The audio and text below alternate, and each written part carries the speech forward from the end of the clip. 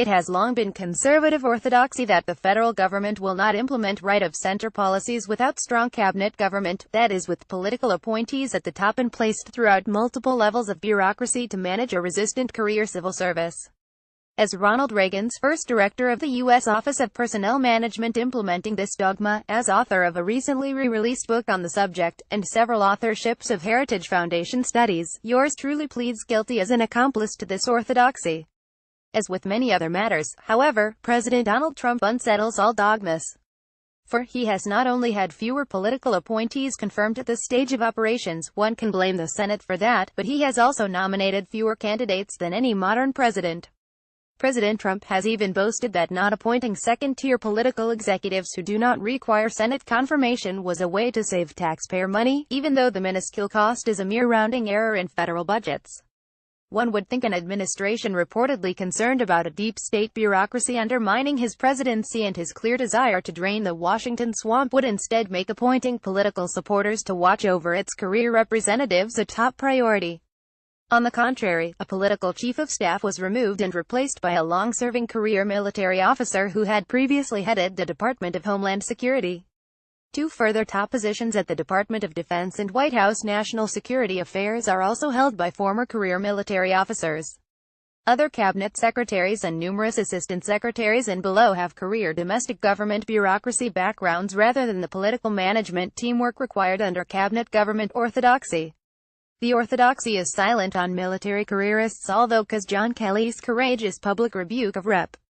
Frederica S. Wilson for desecrating the process honoring fallen military soldiers makes him immune from any general conservative theories. It stuns me that a member of Congress would have listened in on that conversation between President Trump and the deceased soldier's wife, and then make it public. Absolutely stuns me. And I thought at least that was sacred. You know, when I was a kid growing up, a lot of things were sacred in our country. Women were sacred, looked upon with great honor. That's obviously not the case anymore, as we see from recent cases. Life, the dignity of life, is sacred. That's gone. Religion, that seems to be gone as well. Gold Star families, I think that left in the convention over the summer. But I just thought, the selfless devotion that brings a man or women to die on the battlefield, I just thought that might be sacred.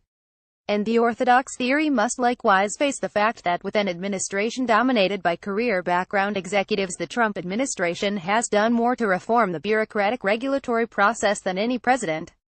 He has withdrawn 469 regulations at this early stage of his term compared to half that for second-best regulation getter Ronald Reagan at 200 for the same point in his administration, although the measures are a bit different. Very importantly, Trump has revived the moribund Congressional Review Act, which was only used once since created in 1996, actually rousing Congress to override 14 major job-killing economic rules issued under President Obama toward the end of his administration, all under overtly fierce and partisan media opposition. Trump's most recent act was a wholesale regulatory reform of Obamacare after Congress failed to act legislatively, mostly following recommendations by the Conservative Action Project.